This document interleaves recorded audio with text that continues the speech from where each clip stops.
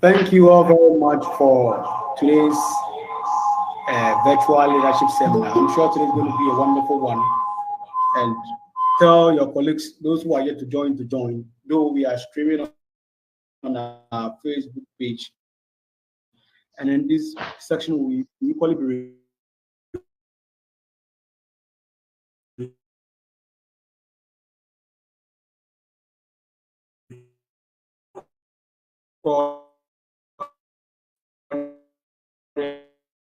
and be uploaded on our YouTube page.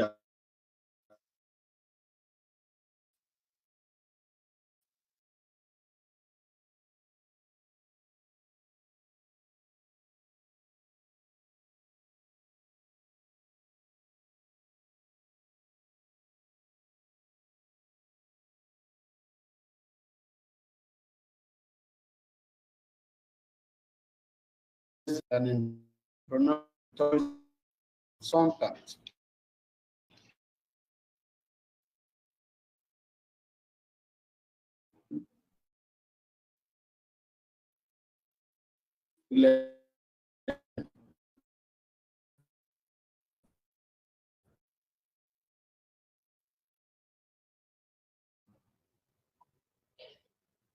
From the finance minister, the 2020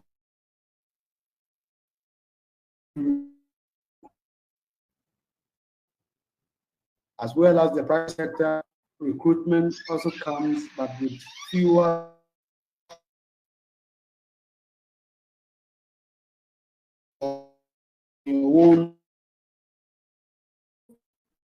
it makes a little bit. So without much ado, I zoom straight into the program. Among Parliament of the Youth Impact Commission, grant high duty aspect. Keep divided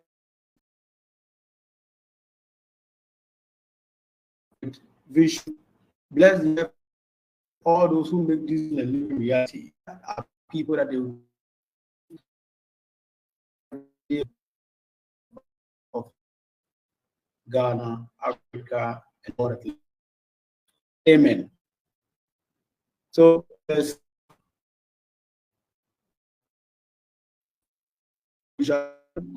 straight to the program. Because introducing my long profile here that I've been so I was I read. I'm work very hard so that I can have a tool tonight. So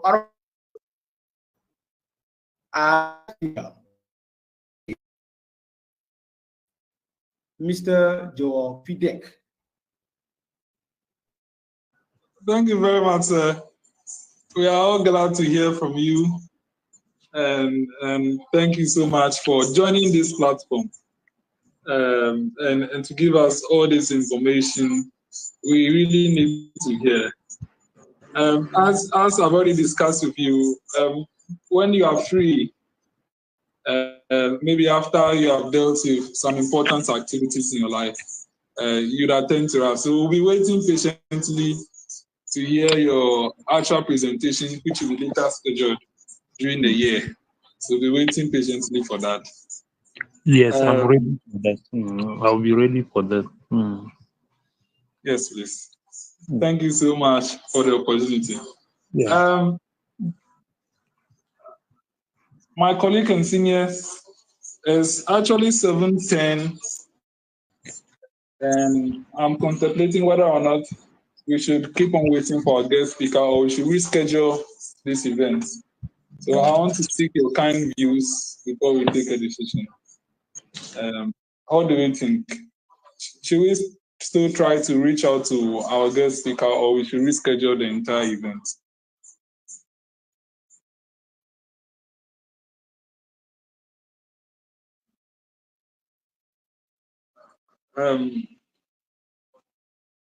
I think if you want to share your opinion you can just unmute and then do that.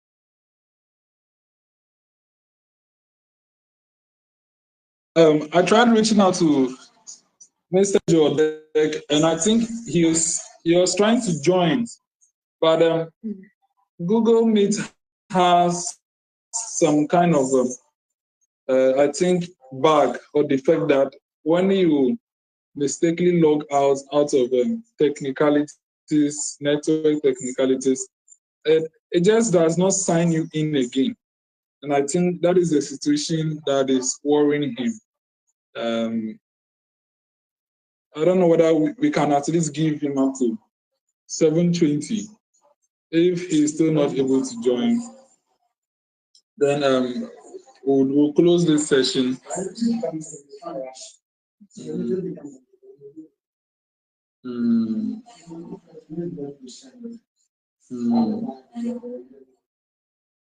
Okay. Okay.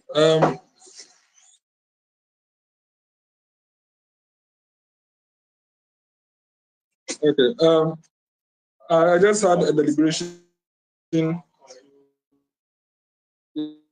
Yes, with the host, and he's of the opinion that a lot of time has been spent, and then should he get back, he might try to rush the session, of which we might be, due to the rush, we might not have the opportunity to hear entirely all he has prepared. So he advised that we reschedule the session. So I think what will happen is that it wouldn't be entirely private, but the only thing we might not do, he might share the link with some of you, the people who can join when we reschedule. It could be tomorrow, it could be during the night, or any opportunity just to have him, and then we'll record that session. So whenever convenient to him that his network is strong, we'll just go ahead and have that session, and then when we record it, then we'll just stream it. So right after we close this session, then we'll have that deliberations with him, and then come to a conclusion on that. Before we close the session, we'd like to hear from our host, anything he has for us, and then he'll close us with the closing prayer. So our host, Mr. Amanor David Narh, the floor is yours. Okay, so thank you very much. We've waited for the host for about 1 hour, and then we're still having challenges connecting back to the seminar that he has started. So this seminar will be rescheduled probably within the week, not tomorrow. No, don't follow Jones. Not tomorrow. Tomorrow is Thursday. I'm sure some people have made plans with their loved ones that they'll be buying chocolates for them. So I think our guest just joined. Moderator, are we on? I'm receiving some messages as if the technology is not favoring us. You know, I'm sharing my screen, so. Yes, please. We're very worried about your situation.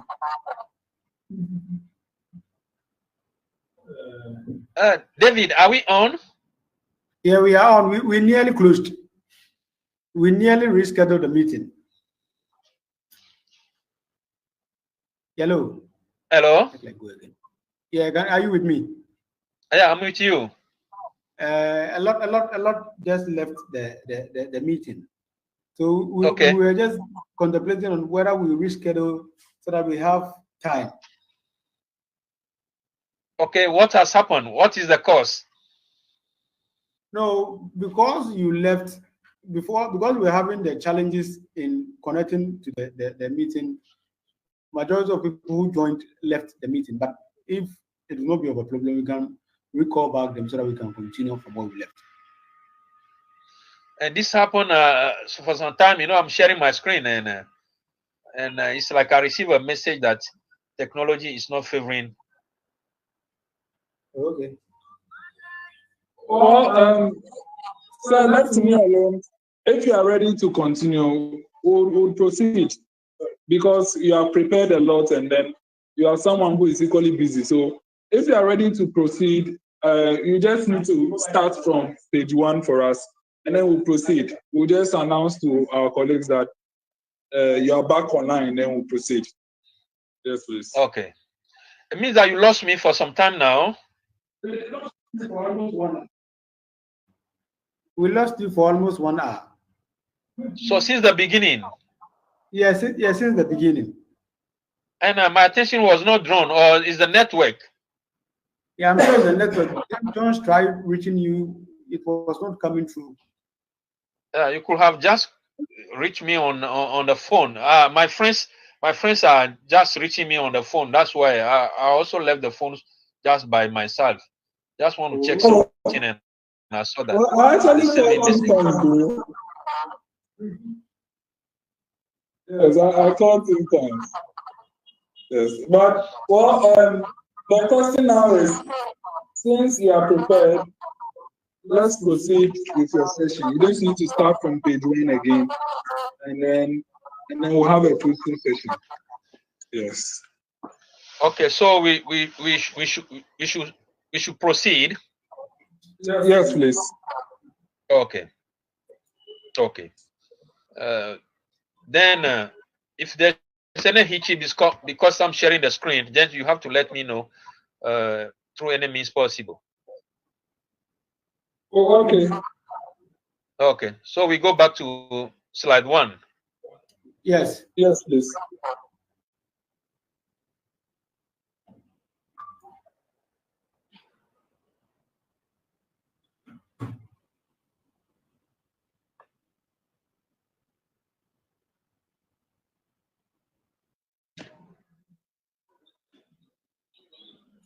Sally.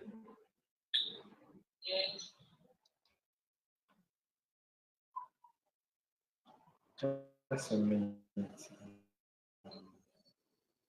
I'm in a meeting, so let me. Okay.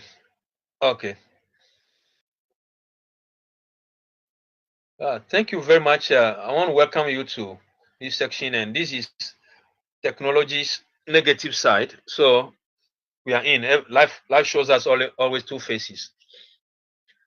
So can we proceed now, host? Yeah, we can proceed. Okay, fine. Yeah, so we want to talk about entrepreneurship and employment and wealth creation. Okay, as modern tools to solving unemployment, any kind of unemployment, but most especially youth and graduate unemployment. So I'm going to talk briefly about what entrepreneurship is, the relevance of entrepreneurship in modern economies, and we also talk briefly about what a micro, small, and medium and large scale enterprise is.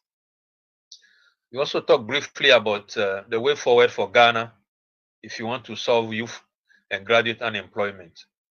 So on the other side, I'm going to talk briefly about wealth creation, because entrepreneurship, one of the goals of entrepreneurship is wealth creation, or one of the benefits, one of the merit, one of the advantages of entrepreneurship is for wealth creation. So if you know that that's what comes out of entrepreneurship, then we have to endeavor to take that route. So these are some of the things I have to share with you. So entrepreneurship basically is putting creativity into action.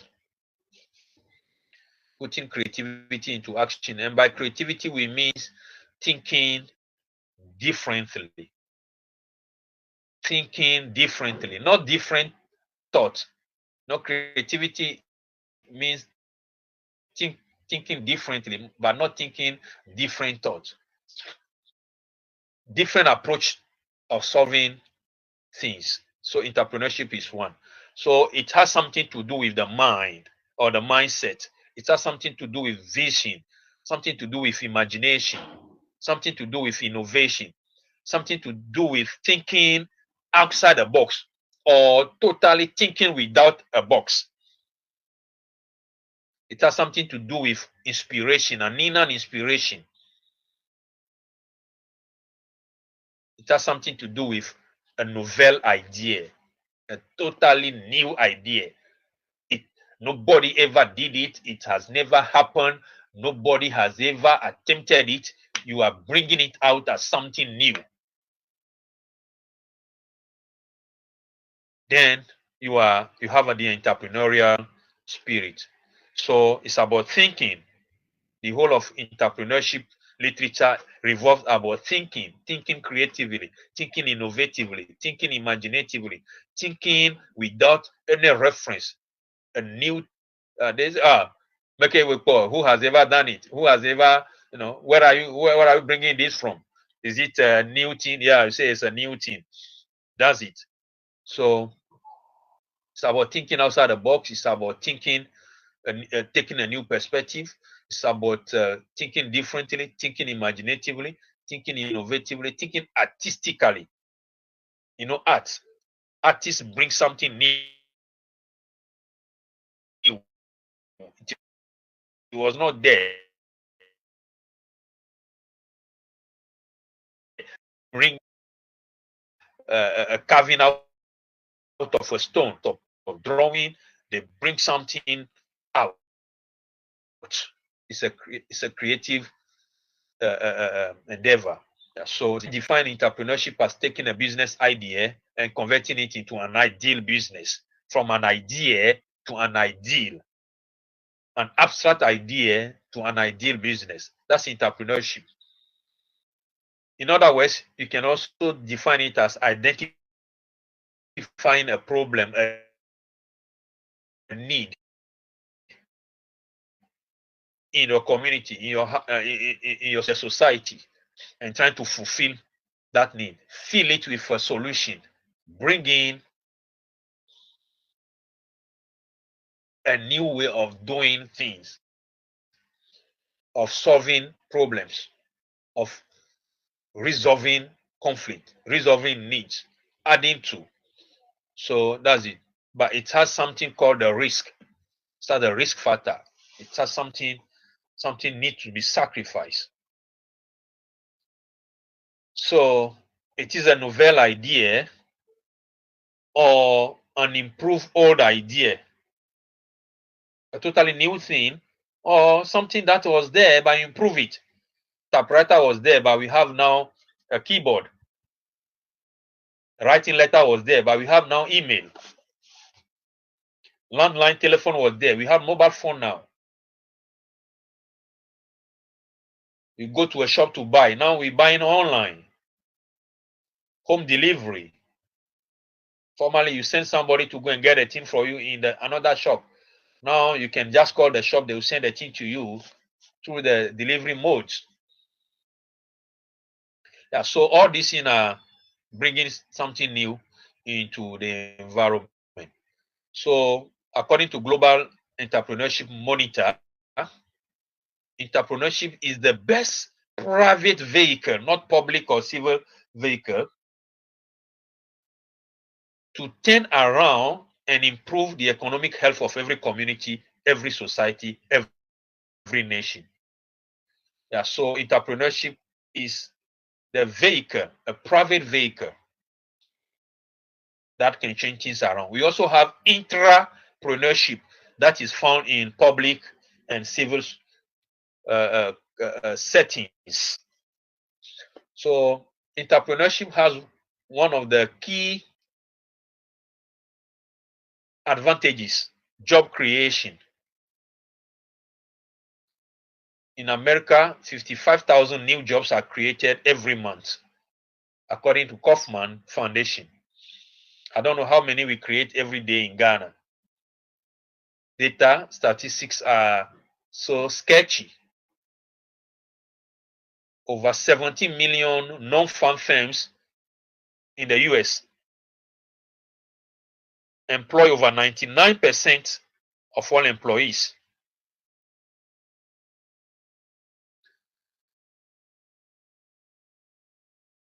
And they generate about 51% of Americans' economy. So over half of Americans' economy is driven by entrepreneurship. All young men, about 67% of young men in America are unemployed. Their first job is done in a private enterprise.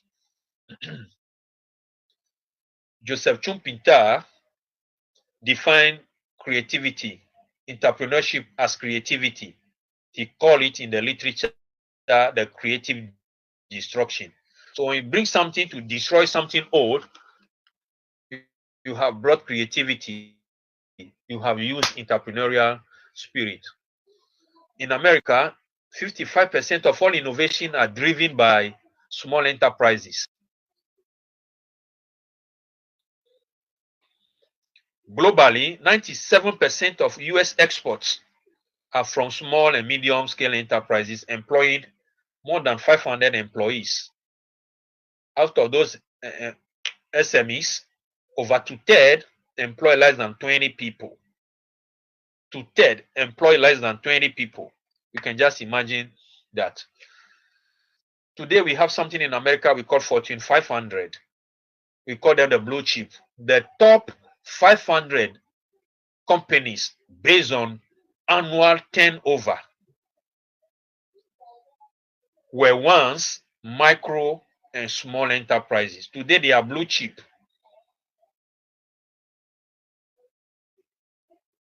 In oil and gas, in shopping, in telecommunication, in IT, in agropreneurship.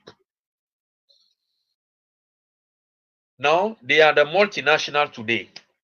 Things that started like 20 years, 30 years, 40 years ago as micro and small enterprises in bedroom, in garages, in basement, are now multinationals across the world.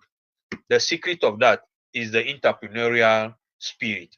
America is the most entrepreneurial country on the planet Earth. Everyone wants to do something for himself. And they have created an environment for the people to do it. In Ghana, it's a struggle. Let's look at some statistics in Ghana. I hope I'm on. We are with you. Yes, Great. you're on. Great. Yeah, so let's look at a few statistics in Ghana. This figure is old. It's about 3 years, 4 years old now. The current figure is 14 million Ghanaians are in the workforce. That is about 18 years to about 60 years. But do you know that what we call public service and civil service in Ghana, public service employs less than 1 million people. Less than 1 million people are employed by government of Ghana, are paid by controller and accountant general. They are roughly 800,000 according to the latest figure. So less than 1 million people are paid by government of Ghana, and we cry, we shout, we I don't know that all the money is going for salaries, all the money is for payment, all the money is for this, for public servant, but they are less than 1 million. Who pays all the other people who work? Private sector, the private banks, the private insurance company, they also employ about 1.4 million people. So roughly 2.4 million people are in what we call the white collar jobs. The rest are in the blue collar jobs. Informal sector. About 86 to 90% of Ghanaian economy is informal. But they are the people who drive Ghana's economy. They are the people who save money with banks. Public workers don't save money with banks. They receive money through banks and even borrow money from banks. The money they borrow from banks, where do the banks get the money? From informal sector. So the informal sector, which is the entrepreneurial sector in every economy, has a significant role to play in the economy of that. That's where developed countries don't play with entrepreneurship at all.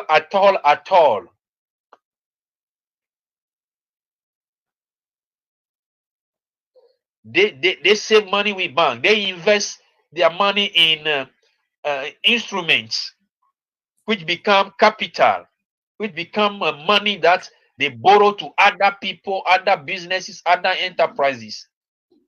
So we are on a time bomb in Ghana. This figure you are seeing on the screen, the 66,000 is old.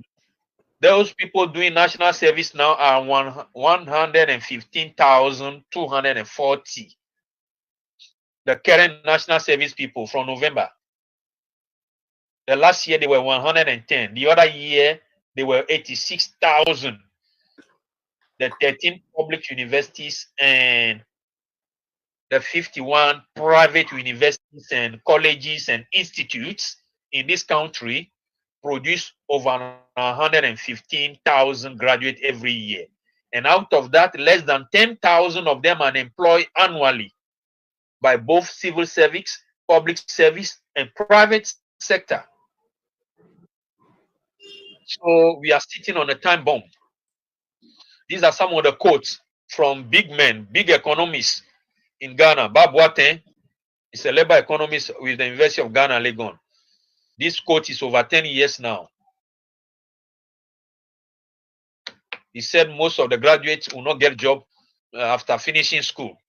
And he said 300,000 graduates from the SS. Now it's over 400,000 graduates from senior secondary schools. And it's over 500,000 from JSS. So the issue is dire. This is another quote which is over 10 years old from the Vice Chancellor, former Vice Chancellor, Professor Ite. He said this during the graduation ceremony. He said over 50% of you graduating today will not get employment after national service, after 2 years. And over 20% of you will not find job in 3 years. That's over 70, 2 to 3 years. But today, the situation is dire, more dire than that. Yeah, so these are some of the figures I have compiled over the years from 2010, 2011 national service figures. So 50,000, 60,000 the next year, 68,000, 68,000, 71,000, 64,000, 70,000, 91,000, 85,000, until the latest figure I got this afternoon, 115, 240,000 are now doing national service. And we cannot employ more than 10,000 out of them. A time bomb. So this is Dr. Ibrahim Mohammed Awal. He was with Ministry of Business Development. They say they conducted a research and 2% of senior high students were the only people who wanted to go into entrepreneurship. The rest, they want to do public government work, which does not exist these days.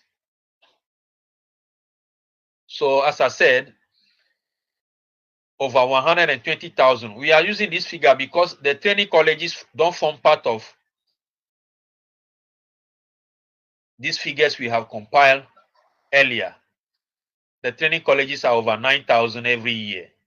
The nursing training also about around that figure. So every year over 120,000 graduate from the various universities in the country. But the public sector jobs and the government could employ only 10,000 of them. The situation requires that students have their own jobs. When you remember recently, the Minister of Finance at UPS graduation or so, one of the programs, he said that the public sector is full. We can use 66% of our revenue to pay 650,000 workers. It's unsustainable. And during the last budget, he said it. Freeze on employment in public and private, public and civil servants. Look at it. Look at the albatross around our neck since 2008. during the economic crunch of 2007, 2008. That is the last 2 years of Kufuor regime. I remember very well. I'm old at that time. Some of you might have been young because it's been 22 years, or it's been 20 years now. No, 15 years now. Yeah, so we went for IMF loan and there was a freeze on employment. That freeze extended up to 2011, where they loosened it a little to do replacement. They could only replace teachers and could only replace nurses. In 2013, the freeze continued. 2015, we went for IMF bailout again for 3 years, and the freeze came back. It was extended to 2019. And we went out of the bail, the freeze, only 2019.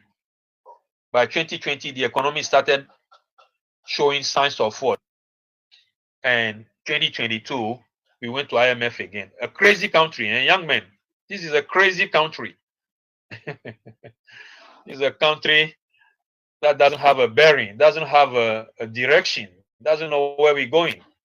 We just like a group of people playing, a group of children playing at the marketplace after the market is over. Yeah, so this is our situation. What can bring us out of this? Entrepreneurship. A strong, solid entrepreneurial base for Ghana's economy. What we need. All other things are slogans. All other things are political gimmicks. All other things are sham, deception. People finish university, they can't even start selling. They can't even start an enterprise. They can't even write a business plan. They can't even write a business proposal. They can't even put the ideas of a business on a sheet of paper, let alone 2 sheets of paper, let alone 4 pages, let alone 15 pages of what? A summary business plan. They have learned everything under the sun except what will save us. Is that what we need? No, we need entrepreneurship. So that's what is going to save us. If you don't turn towards entrepreneurship at the personal level, family level, community level, regional level, national level, let's forget everything. Nothing is going to solve us. All gold hasn't helped us. Gold, diamond, bauxite, manganese. I can name 13 of the minerals that we have. Timber, oil and gas, non-traditional exports. They haven't saved us. They won't save us because we are no longer in minerals economies. We are now in knowledge economy, IT economy, technology economy, being driven by the spirit of entrepreneurship. So when I see people talking about gold, diamond, manganese, bauxite, oil and gas, timber, banana, something for export, planting for rural, for export. And when I hear those things, I know this country has lost direction. And people are telling us that the situation we are in now is going to take 20 years. I'm not saying it all, it's in the literature. So how do we come out of this? Through entrepreneurship. I have defined it in my own way. Young men should start thinking without the box. They should think as if they have not gone to school. They should think as if they are lazy. They should think as if they don't belong to the current generation. They should think novel, imaginative, creative, crazy thinking in IT, in agropreneur, in entrepreneurship, in financial technology. They should think. Technology, agropreneurship, digital marketingpreneurship, ITpreneurship, scientific innovationpreneurship. These are the things that will save us. Why American economy is flourishing? Look at, let me give you an example. One young man discovered an application called WhatsApp. And when it is rivaling Facebook bought it at 19 billion. One application bought at 19 billion. Ghana is looking for 3 billion.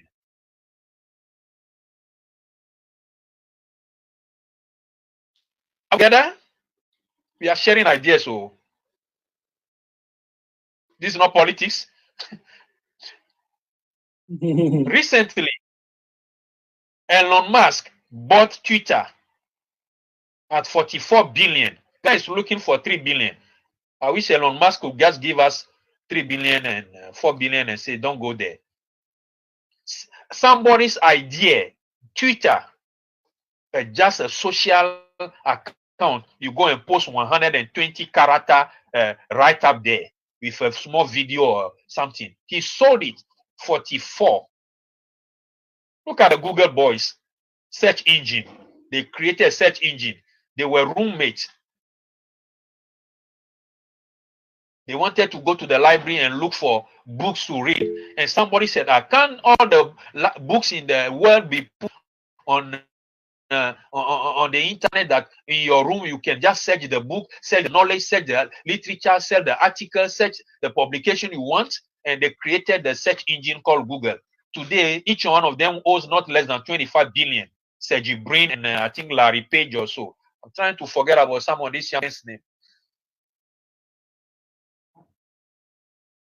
Assuming Ghana has 100 Elon Musk, and 100 the Facebook boys, and 100 the Twitter boys, and 100 the WhatsApp boys who have discovered and have created application that they can sell 3 billion, 4 billion, 1 billion, 250 million. Do you think economy will be doing this? These are not palatable things. So these are not literature we read. This it's not 7 o'clock news. So it's 7 o'clock here, but this news is different. It's a different news. Indeed. Look at what we are doing. We are importing food. I was looking for that presentation. I didn't get it before the time came. We spent over 12 billion importing things that we could manufacture in Ghana. I don't know. I don't know whether this man is online. Bernard Avle's lecture he gave some time ago, the national conversation. When you Google it, you look at the figure there. We import over 1 billion of beef, cattle meat. Sugar, we import over 1 billion. Rice, over 1 billion. And then the rest, tomato paste, oil, and this, and that, and this, and that. We have become a country who changes our cedi into dollar and go and put it in an entrepreneurial economy in another country. We import rice worth of over 1 billion. People say $1.2 billion. Rice that we can grow at Aveim, Lipe, Logba, Akpafu, Tono, and Depot, Avalavi.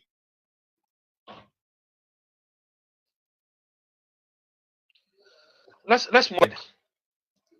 So today, when you go to look for a job, they tell you that there's no job. They sack you indirectly. You drop your application, they destroy it. There's a shredder. There's a machine by the receptionist. If it is application, the human resource manager doesn't even see it because there's no job. They told the receptionist to be destroying all application. So when you go to look for a job now, that's what the man will tell you. The man is in danger. Oh. He mean business. He sacked the man coming to look for a job in a portfolio.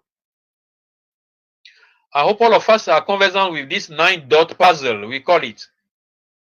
The goal of the puzzle is for you to link all the 9 dots using 4 straight lines or less without lifting your pencil. So when you start, you go left, right, without lifting up your pencil from the paper. But you'll be able to connect the 9 dots without lifting up your DC, your pencil. If you do it that way, then you have a creative mind. Entrepreneurship is about creativity. So these are the 2 ways you can do it. But before you do it, you must step out of the 9 lines. That's what you call thinking outside the box. You must break limitation. You must break barriers. You must create your own world. I'm going to make the slide available so you get it and you go through. Just let me talk about wealth creation briefly, because entrepreneurship is the wealth creation engine for every community, for every individual, every family, for every community. There's a research, something I'm for on another slide. I couldn't get it. 74% of all millionaires in the world are entrepreneurs. They are not politicians. They are not lecturers or professors. They are not highly professional, qualified professional. They are just entrepreneurs. 74%. After that, 10% of all millionaires in the world are highly skilled professionals.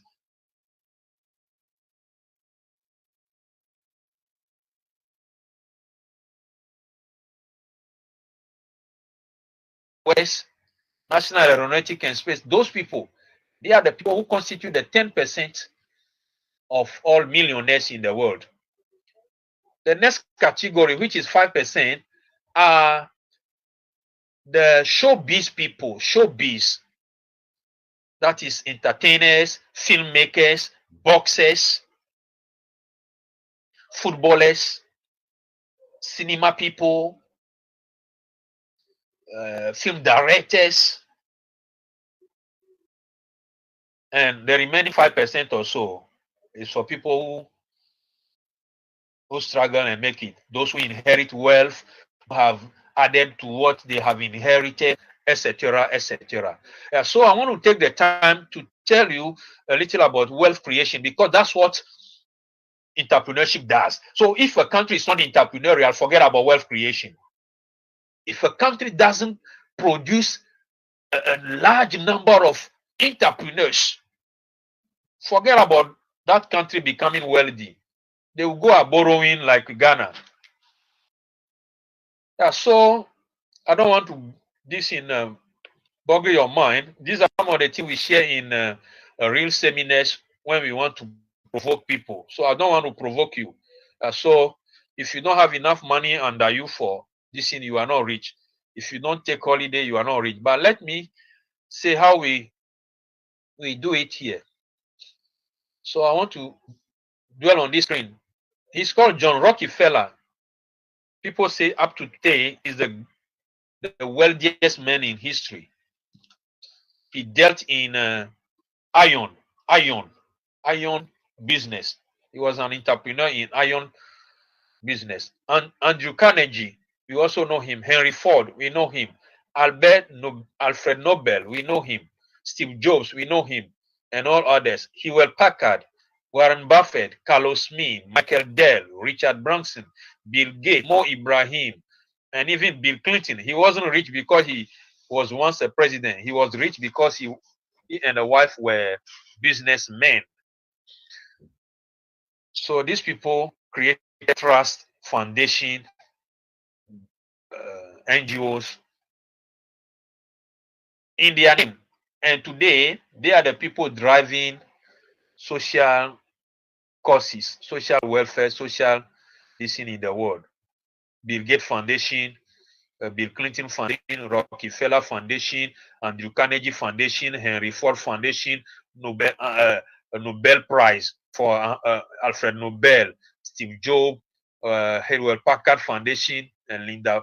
All of them were fed. All of them had foundation because they were wealthy. So they use their money for those things. Yeah. So wealth creation, it starts from knowing how to make money, entrepreneurship, how to save money and how to invest money. Yeah. So in Ghana, only 30% of Ghanaian population are bank. That is 30% have bank account or savings account or insurance policy, or they save with Susu companies. Only 30% of the population. The rest are unbanked. They don't go to bank. They put money on their pillow. They put money in their wardrobe. That's what they do. They haven't got anything in any ledger anywhere in any bank. Because of that, the savings culture in Ghana is low. 18 19.99. 19% of people save money. That is putting money aside for the rainy days, for the unforeseen contingencies. When you compare that to Southeast Asia, 40%, in India, 30%, Singapore, 53%, China, 47%, Macau, 65%, Ireland, 63%. These people, they put money aside. They keep money with banks. They keep money with insurance company. They put money in for rainy days. Look at this figure. 3% Ghanaians do invest in long-term investment, not short-term. The money you take in 2 months, 3 months, 4 months, 6 months, 1 year. No. This one, you are putting the money there for 10 years, 15 years, 20 years, 30 years. That's what we're talking about. Long-term. That's what creates capital. Capital formation of a country depends upon the long-term investment, the long-term vehicle. When you go to America, the bonds, the long-term vehicles, they are there for people's retirement, for people's capital project when they grow old, for future education of their children. But in Ghana, only 3% do invest in those things. Those who have done it, those who have attempted to do it, are now the people who are suffering from haircut and this debt exchange. There is technical names they are using for it because somebody invested. Because Ghana cannot raise 3 billion. Ghana is not worth 3 billion now. Bank of Ghana is not worth 3 billion. You want to go to IMF. The condition is that restructure your economy, restructure your debt, stabilize the economy. So we need local money to stabilize the economy. Bank of Ghana, the bank of the last resort, doesn't have 3 billion to give to government. People, this is 7 o'clock news, so it's hot news. 24% of Ghanaians are poor, according to Ghana Living Standard Survey 2012. The latest survey is about, this figure is about 6 point something, but the latest survey is about 7 million. When they say they are poor, they are poor. They are living on less than $1 a day. $1 is about 8 or 10 cedis now, meaning that they are food, everything they spend a day doesn't amount to 10 cedis. So they are considered poor. Now, how do you know that people are rich or poor or something? Every 100 people you meet anywhere on the planet Earth, in every economy, in every country, 1% will attain financial freedom at 60. 4% will be just rich at 60. 5% will still working at 60. That is contract. They are taking another contract, not because they don't want to go home, because they have not got enough money to take them to the old age. Therefore, they have to go through contract. And it is happening in Ghana. That's why people are now slashing their age to reduce their age in order to stay. People have planned for their retirement. And those who have planned now are now suffering in the hands of the government, who have encouraged us to save for long term. 36% might have died out of every 100 people that started life.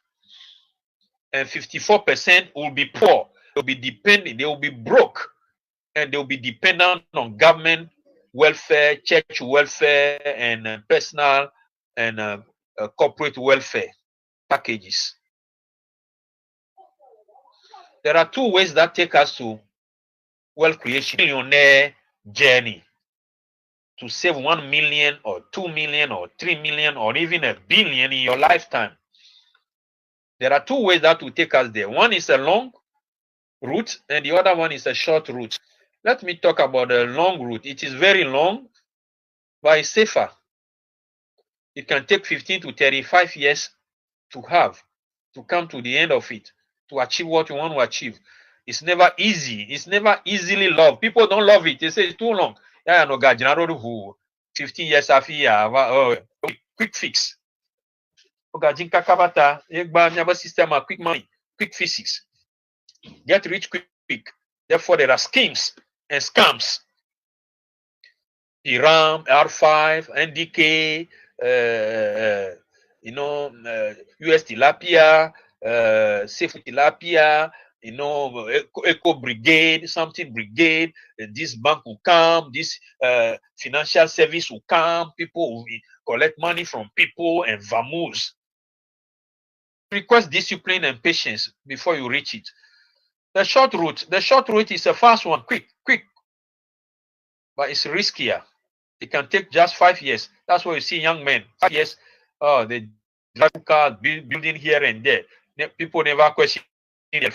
Oh, guy, he's a rich man. People love it. The fast one, the quick one, quick. Get rich quick syndromes, get rich quick schemes. It requires diligence and determination. You must be a daring person, a bold and courageous person to take that road, because you know the risk. You know that it's risky. If I miss it, it's not even 50% chance. It's about 80-90% risk.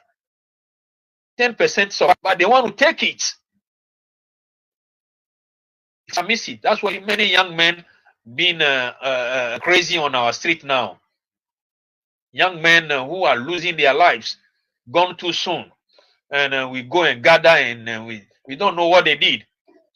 The people are just money crazy, money conscious, quick. They don't want to invest. They don't want to work. They don't want to create enterprises. Let me just tell you something brief here. If you want to become a billionaire, you want to own 1 billion. This is how to do it. 1 CD a day. When I share it, people say, is it true? Is it possible? 1 CD a day at 3% per annum. It will take you 147 years to attain 1 billion. If you get 5% a day, it will take 100 years.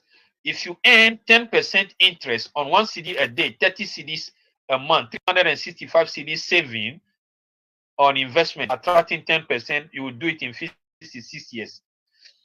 If you do the same thing, 15% returns, you're going to do it at 40%. If you gain 20% interest on it, you can do it in 32 years. So if you are 20 years, 25 years, you want to make 1 billion by age 57, you can make it. Just get a very good financial instrument that will be giving you on average 20% interest. And you are not going to add anything for 32 years, 1 CD a day. You'll be investing in 30 CDs a month. If you do that, you will become 1 billion. So that's what the miracle is.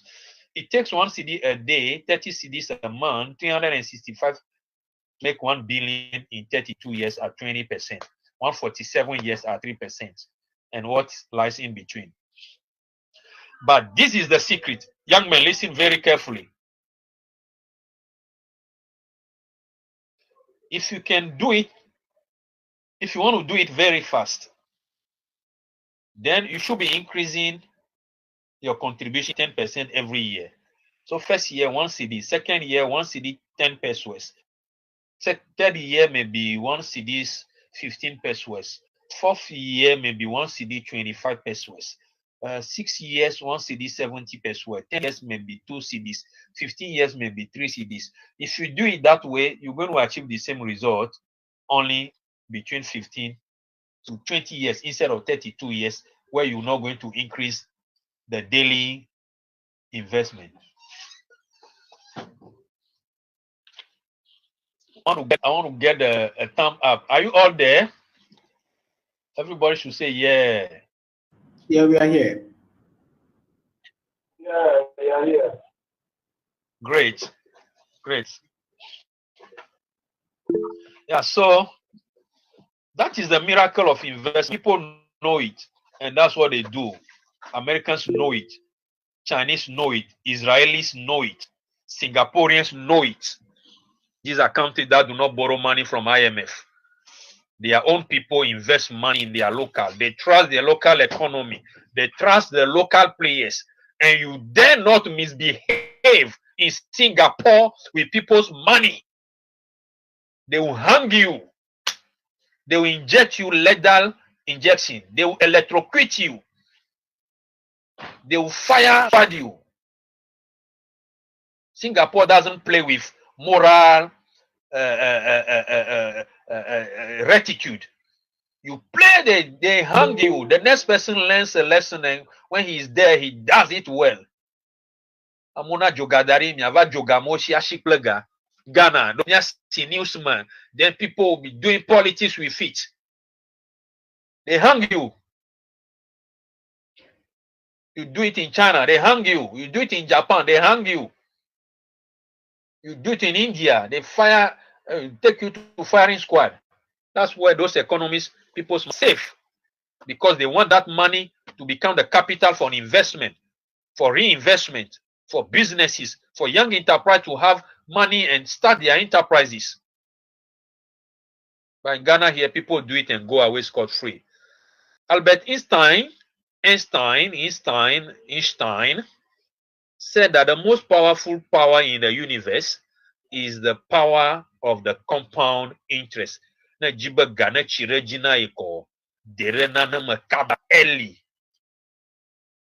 that the compound interest will be at your advantage. Interest plus capital, any interest. Interest earned by interest and earned by capital will be earning interest. Interest earned by interest and interest plus capital will be earning interest. You do it that way, the miracle happens. That's why Albert Einstein, the most powerful power in the universe. Look at the short route. You can do it short, but genuinely, not short and quick and get quick. No. You do it short. We have seen it. One, investment. You have big money, you go and put it in some big investment, like the Google share, the Apple share, the Fortune 500 shares.